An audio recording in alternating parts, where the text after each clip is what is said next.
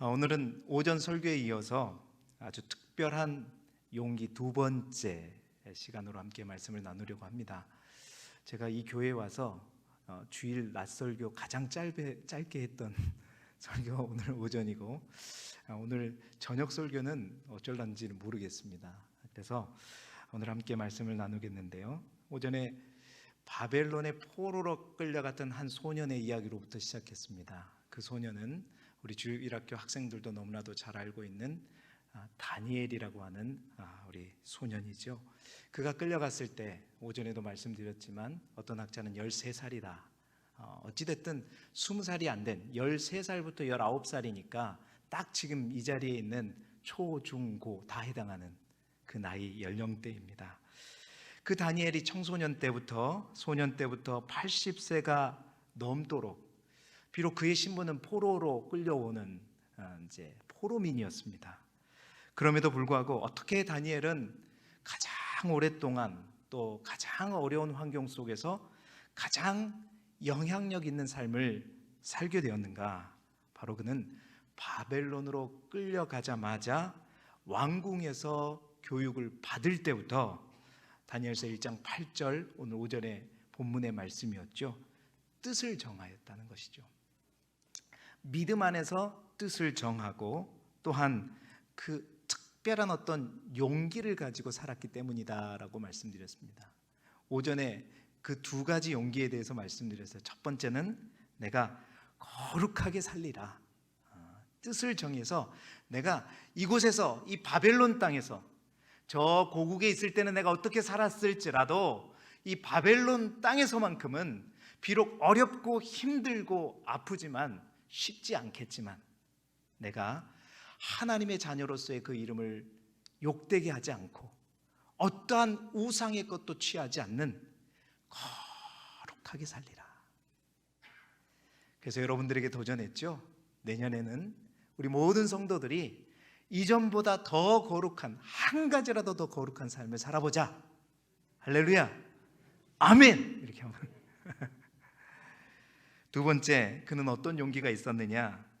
위기를 자신의 방법과 노력이 아니라 항상 그는 어렸을 때는 당연히 힘이 없었기 때문에 하나님을 의지했다, 하나님께 기도했다고 하지만 그는요 60년 동안 가장 고위 관리직에 있었단 말이에요.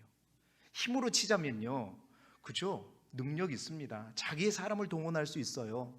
그러나 그는 80세가 넘도록 어떤 문제가 있든 어떤 위기가 있든 어떤 시련이 있든 사자굴 앞에서도 고난 앞에서도 또 그의 친구들은 풀무불, 맹렬히 불타는 풀무불 앞에서도 결코 그들은 굽히지 않고 항상 당당하게 강단 있게 나아갔고, 그리고 나서 어떻게 했다고요?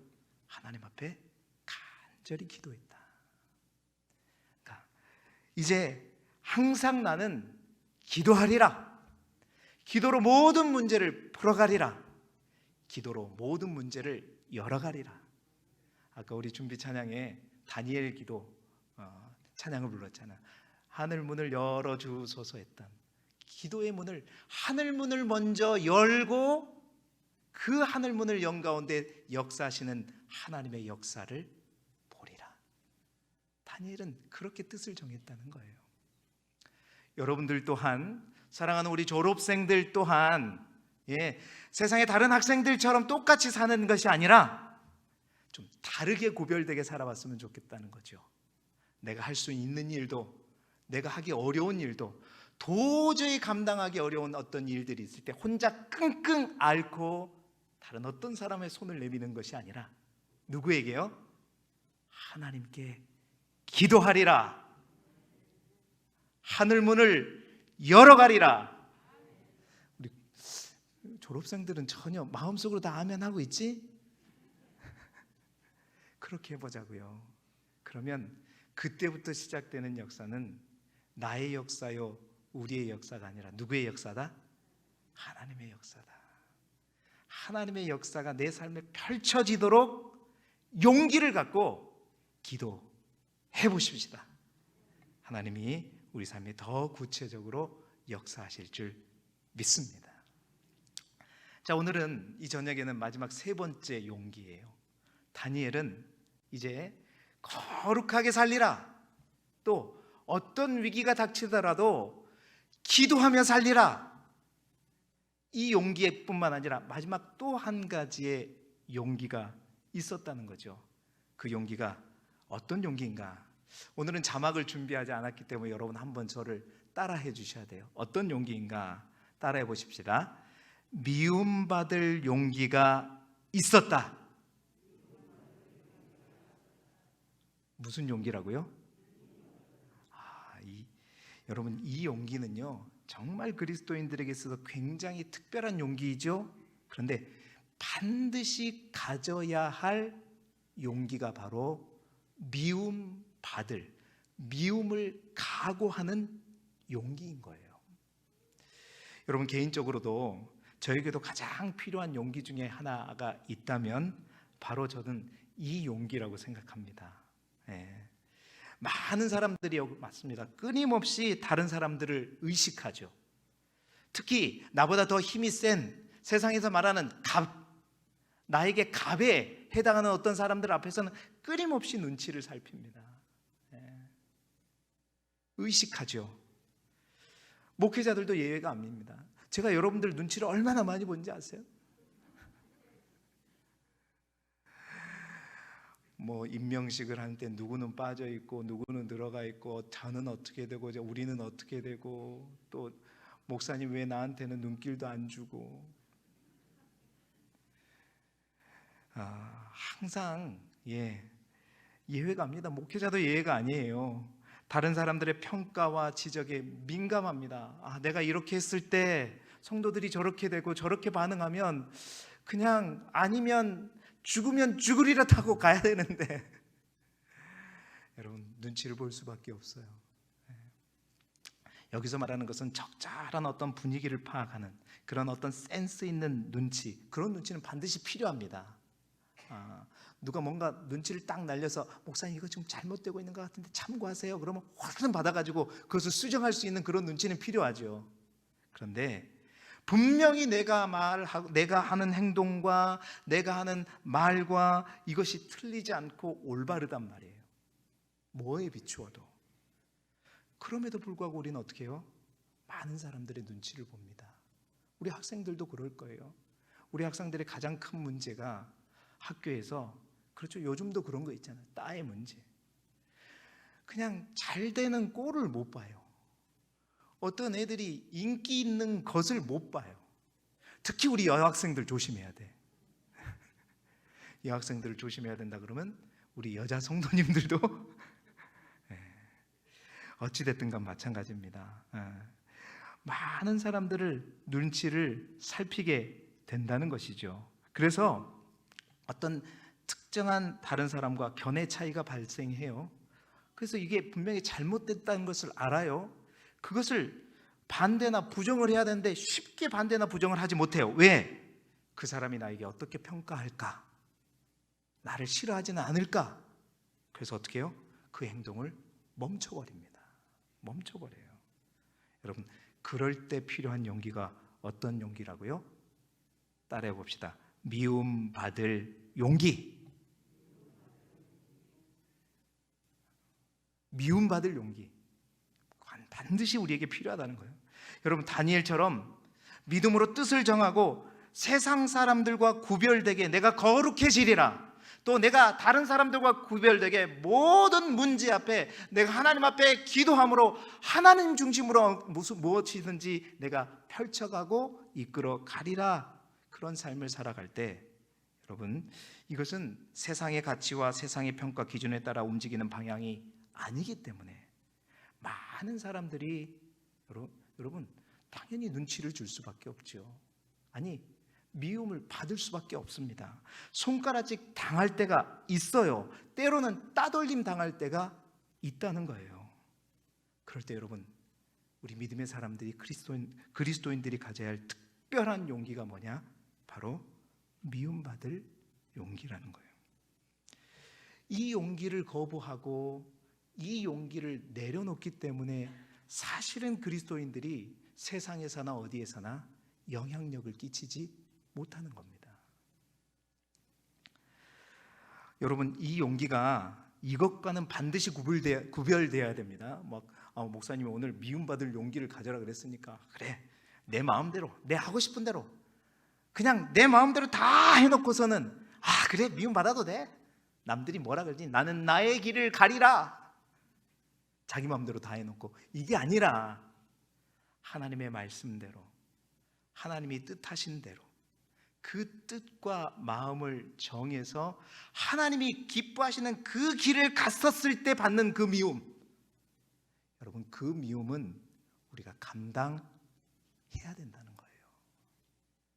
오늘 본문에 보면 다니엘이 메대왕 다리오 왕 때 있었던 일입니다.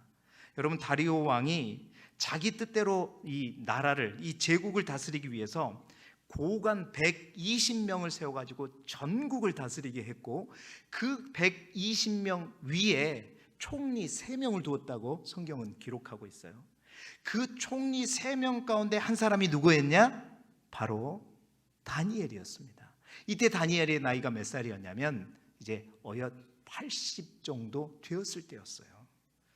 자, 그런데 다니엘은 이 3명의 총리 가운데서도 단연 두각을 나타낼 정도로 엄청나게 뛰어난 사람이었다는 겁니다.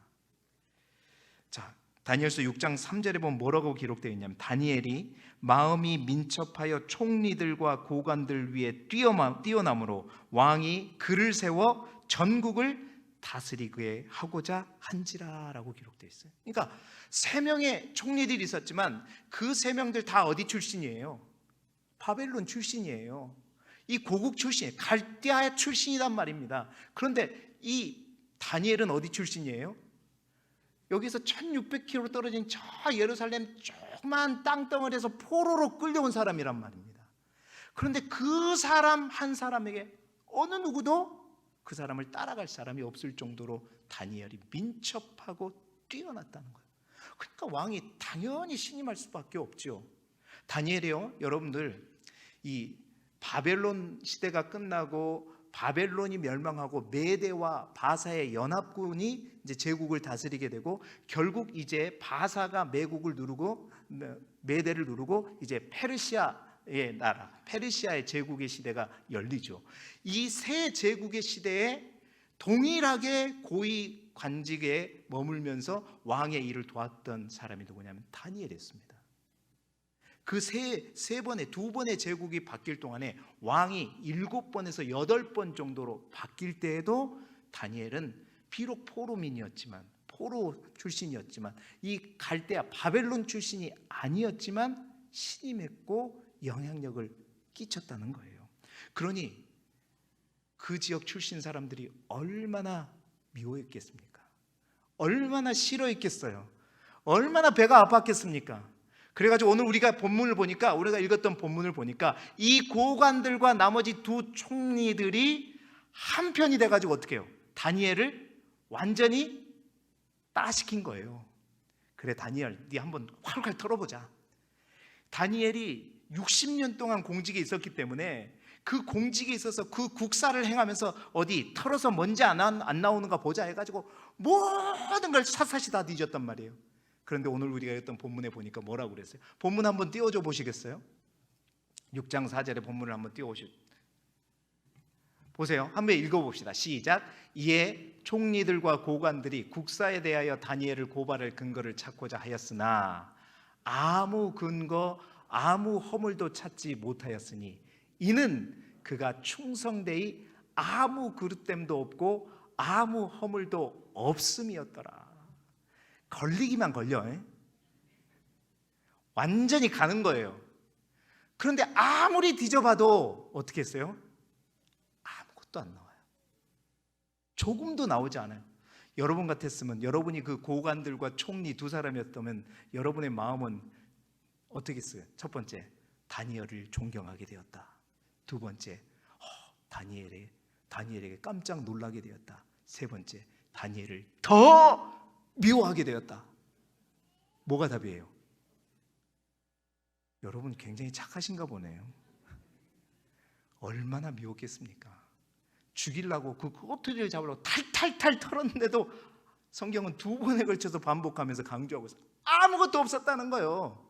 아무것도 없으니까 세상 법으로는 아무것도 걸릴 게 없으니 이제 이 다니엘을 넘어지게 할 수 있는 유일한 방법은 그가 믿는 하나님에 관한 율법과 관련돼서 뭔가 법을 걸어야 되겠다. 가만히 뒤에 쫓아가면서 보니까 다니엘이 하루에 3번씩 저 자기 창문을 열고 예루살렘 향해서 기도하는 모습을 보게 된 거예요. 그래서 이 고관들과 총리들이 이제 왕에게 이 금령을 작성을 해가지고 올린 거예요. 왕이시여, 지금 왕권, 이때 메대왕 다리오잖아요. 굉장한 과도기 시대였습니다. 그러니까 왕권이 굉장히 필요한 시기였거든요. 왕이시여, 지금 왕권을 확립하기 위해서 지금부터 한 달 동안 왕이 아닌 어떤 다른 신이나 어떤 다른 사람에게 절이나 간구를 하게 되면 그 사람은 당장 사자굴에 넣어야 됩니다. 이 법을 한 달 동안 만드시죠. 왕이 기분 좋게 자기 힘을 키운다고 하니까 뭐라 그래요? 도장을 꽝 찍어줘 버려요. 그래서 그 도장을 딱 받고 나서 다니엘이 그날도 여지없이 그 조서에 도장이 찍혔다는 것을 알고서도 어떻게 했다? 성경을 보면 자기 집으로 가서 예루살렘을 향하여 기도하는 그 모습을 보고 당장 그것들을 요즘 같으면 사진으로 찰칵 찍었겠죠. 현장을 탁 덮쳐가지고 끌고 가서 결국 사자굴에 던져진 거 아닙니까? 그만큼 미워했다는 거예요. 그만큼 시기와 질투 가운데 다니엘은 미움을 받았습니다. 그러나 그러한 미움에도 불구하고 다니엘은 어떻게 했다고요? 그 미움을 각오했다는 겁니다. 미움을 받았다는 거예요. 결국 그 미움을 받아서 어디까지 그래서 끌려가게 했어요? 사자굴에, 득실거리는 사자굴에 던져졌죠. 여러분, 그때 그 사람들은 그렇게 생각했을 거예요. 야, 이제 다니엘의 시대는 끝났다. 우리가 이겼다. 우리가 승리자다. 그런데 사자굴에 던지된 다니엘이 전혀 털끝 하나도 사자들이 건드리지 못하는 거예요. 이 소식을 듣자 다리오 왕이 당장 달려가서 사자굴을 향해서 다니엘아, 다니엘아 불렀더니 다니엘이 멀쩡한 모습으로 나오면서 그 사자굴이 어떤 굴이 되겠다? 천사의 굴이 된다. 여러분, 미움을 받을 만한 용기가 있어야 됩니다. 그 사자굴이 천사굴이 된 그 사실을 보고서 이 다리오 왕이 어떻게 반응했어요? 과연 다니엘이 믿는 하나님이 진짜 신이다, 진짜 신이다. 다니엘이 높여진 게 아니라 다니엘이 뜻을 정하고 믿고 의지했던 그 하나님의 이름이 높여졌고 이제 모든 백성들에게 조서를 보내면서 하나님을 믿으라고 알리게 되었다는 겁니다. 여러분, 우리가 그리스도인들이 하나님의 뜻을 정하고 내가 거룩하게 살리라, 내가 기도하며 나아가리라, 하나님 중심의 삶을 살리라 하고 각오하며 나갔을 때 당장 우리가 만나게 되는 게 뭐냐면 미움이라는 거예요. 그런데 그 미움을 받을 각오를 우리가 포기해버리면 어떻게 되느냐? 세상은 우리를 인정하지 않습니다. 세상은 우리를 향해서 우리의 모습을 통해서 하나님의 모습을 발견하지 못해요. 그렇게 되면 어떻게 돼요? 다니엘이 영향력을 끼쳤던 그 영향력을 우리가 100년을 예수를 믿어도 그 영향력을 끼치지 못한다는 겁니다. 사랑하는 성도 여러분, 미움받을 만한 용기가 여러분 안에 있기를 소망합니다. 오래전에 미움받을 만한 용기라는 책의 제목으로 번역된 책이 하나 있었습니다. 여러분, 그 책은 심리학의 3대 거장 중에 하나인 아들러라고 하는 사람이 소위 말하는 용기 심리학 관점에서 뭔가를 적은 책이었는데요, 그는 이렇게 기록합니다.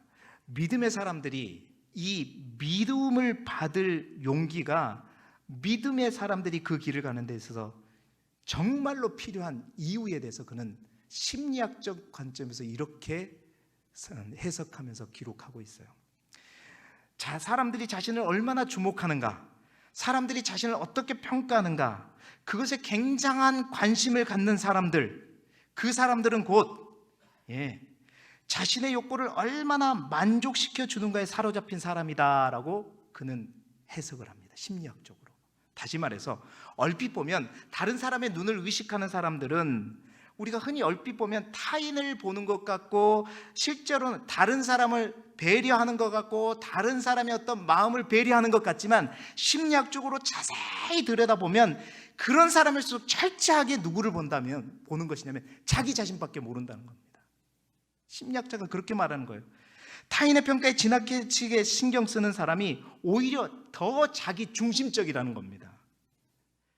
타인을 향한 그 관심이 그 사람을 사랑하고 배려해서가 아니라 결국 철저하게 내가 미움받고 싶지 않는 거거든요. 그 사람을 배려하는 게 아니라 결국은 뭐냐면 나예요. 내가 미움받고 싶지 않는 거예요. 내가 미움받지 싶지 않고 내가 좋은 평가를 받고 싶은, 내가 좋은 이미지를 만들어가고 싶은 그 욕구에서 발생된다는 거예요. 그러니까 남의 시선을 의식하고 미움을 받을 용기를 내지 않는 사람들은 오히려 철저하게 자기중심적이라는 거예요. 그 사람들은 다른 사람을 배려하는 것도 아니고 상대방 중심도 아니요, 그렇다고 해서 하나님 중심이냐? 하나님 중심은 더욱더 아니라는 거예요. 철저하게 내 중심이라는 거예요. 그래서 그 심리학자들은 그리스도인들이 진정으로 하나님 중심으로 살아가기를 원한다면 어떻게 해야 된다? 미움을 받을 수 있는 용기가 필요하다. 그것이 곧 내 중심을 탈피하는 것이고 하나님 중심을 내가 붙잡고 유지하는 것이다 라고 말하고 있는 겁니다. 사랑하는 성도 여러분, 그래서 믿음의 사람들에게 미움받을 용기가 필요한 겁니다. 그러한 용기로 미움받을 용기를 가지고 주의 길을 가졌던 대표적인 인물이 신약에도 한 분 있지요. 바로 바울입니다. 여러분, 바울은 항상 미움만 받았어요. 유대인으로서 기독교를, 그리스도인들을 핍박할 때는 누구에게 미움을 받았겠습니까? 예수 믿는 사람들에게 엄청나게 미움을 받았어요. 그냥 끝까지 쫓아가지고 그냥 사생결단을 냈잖아요. 얼마나 믿겠어요. 그런데 그때 당시에 유대인들은 갑이었고 기독교인들은 뭐였어요? 을이었잖아요. 약자였습니다. 그러니까 미워할 뿐이지 어떤 액션을 취할 수가 없었어요. 그러나 그 바울이 예수 그리스도를 믿고 이제 기독교인이 된 다음부터 그를 미워하는 대상은 이제 그리스도인들이 아니라 누구였죠? 그와 한 피였던 유대인들이었단 말이에요. 근데 유대인들은 그 당시에 기독교인들에 비해서 어떻게 해요? 강자였잖아요. 그러니까 그 미움이 그냥 미움의 감정으로 끝나는 것이 아니라 고린도후서 11장에 보게 되면 사도 바울을 유대인들이 미워했는데 얼마만큼 미워했느냐 보니까 죽을 위기를 수도 없이 만났었고, 뿐만 아니라 유대인 40명에 의해서 살해 시도를 당했었던 적도 있었다고 그는 자기의 고생담을 통해서 말하고 있습니다. 동족 유대인들에게 수많은 미움과 핍박을 받아서 죽을 위기와 고난의 시기를 겪었지만 사도 바울은 어땠어요? 끝까지 그 미움을 받을 용기를 내가지고 그 미움을 감수했죠. 그래서 결국 그 미움을 다 받으면서 어디까지? 로마에까지 갔어요. 로마의 사택 감옥에 갇히게 되었습니다. 그래서 사도 바울은 자기가 패배하고 사람들은 그렇지, 바울이 패자야, 루저야, 다 끝난 거야 라고 생각했지만, 여러분, 하나님께서 그 로마로 보낸 사도 바울을 통해서 전 세계의 중심지였던 그 로마를 통해서 온 세계에 복음이 흘러 들어갈 수 있도록 이방인 선교의 중심지역으로 삼았다는 거죠. 뿐만 아니라 그 미움받을 용기를 온전히 감당했던 또 한 분이 계시죠. 여러분, 누구일까요? 바로 예수 그리스도입니다. 예수 그리스도가 메시아를 기다리는 유대인들뿐만 아니라 사두개인과 바리새인과 서기관들, 그리고 많은 사람들에게 그가 미움을 받던 그 용기를 가지고 온전히 미움을 감수하지 않았다면, 그래서 그들과 함께 먹고 마시며 그들을 위해 군림하고 했다면, 여러분, 이제 하나님의 나라는 이 땅에 임하지 못했을 거예요. 예수 그리스도가 온전히 놀라운 이 시대의 복음으로 세상을 새롭게 할 수 있었던 이유는 바로 하나님이 되신 그리스도 예수가 바로 미움을 온전히 감수했기 때문에 용기를 가지고 죽기까지, 십자가에 못 박혀 죽기까지 그 미움을 감수했기 때문인 것입니다. 사랑하는 성도 여러분, 우리도 다니엘처럼, 사도 바울처럼, 예수 그리스도처럼 미움 받을 용기가 우리 안에 있기를 소망합니다. 내년도에 우리가 결심을 하고 내가 거룩하게 살리라, 내가 더 기도하며 살리라, 하나님 중심으로 살리라, 말씀 붙들고 살리라 하게 되면 반드시 여러분 안에 미움이 옵니다. 가장 먼저는 그렇게 교회를 열심히 다녀야 돼, 여러분의 남편들이, 또 믿지 않는 여러분의 아내가 구박할 수도 있고요, 엄마, 여러분의 자녀, 믿지 않는 자녀들이 여러분을 미워할 수도 있고, 많은 어려움이 다가올 수 있습니다. 여러분, 그때에 그거 감수하십시오. 그래야 지속됩니다. 그래야 할 수 있습니다. 그래야 역사가 일어납니다. 그래야 우리의 영향력이 세상으로 흘러갑니다. 사랑하는 우리 졸업생 여러분, 여러분들 이제 우리 교회 학교에서도 이제 유치부에서 아동부로, 아동부에서 또 중고등부에서 이제 청년부로 갈 테인데, 학교에서도 마찬가지예요. 이제 초등학교에서 중학교로, 중학교에서 고등학교로, 고등학교에서 대학교로 갈 텐데, 여러분 어디를 가든지 내년에는 다니엘처럼 새로운 마음과 용기를 가지고 살아보시기를 바라고, 내가 선하고 아름답게 하나님 중심으로 살아갈 때 반드시 오게 될 미움, 그런 것들이 오게 되면 미움아 왔느냐? 내가 너를 온전히 받아주리라. 그것을 받음으로 과연 믿음의 사람은 다르구나, 하나님을 중심에 두고 사는 사람은 다르구나. 여러분 겉으로는 욕할지 모르지만 마음으로는 존경하게 될 것이고, 그들 또한 인생에 어려움이 있을 때 그들은 그래, 그 친구, 그가 믿었던 하나님, 그 하나님을 찾게 될 겁니다. 우리의 모든 시선을 아까 우리 찬양팀이 찬양했던 하나님께로, 주님께로 돌리면서 살아가십시다. 미움을 받을 용기를 내십시다. 그때 나의 역사는 끝나고 하나님의 역사가 시작되므로 여러분의 가정과 삶과 여러분의 학교 위에, 여러분의 교회 학교 위에 하나님의 놀라운 은혜의 역사가 펼쳐지게 될 줄 믿습니다.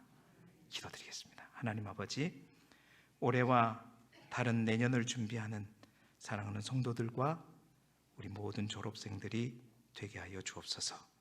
다니엘이 가졌던 용기를 우리 모두에게 허락하여 주옵소서. 뜻을 정하여 믿음 안에서 결단하고 각오함으로 내년에는 더 거룩해지리라, 더 기도하리라, 구별된 삶으로 인해서 혹 미움이 오더라도 그 미움을 각오하며 용기 있게 나아가게 하여 주옵소서. 그래서 다니엘처럼 별과 같이 빛나고 많은 사람들을 옳은 대로 돌아오게 하는 사랑하는 우리 교회학교 학생들과 또 그 학생들을 가르치는 우리 교사, 우리 선생님들과 사랑하는 모든 성도들 되게 하여 주옵소서. 예수 그리스도 이름으로 기도드리옵나이다. 아멘.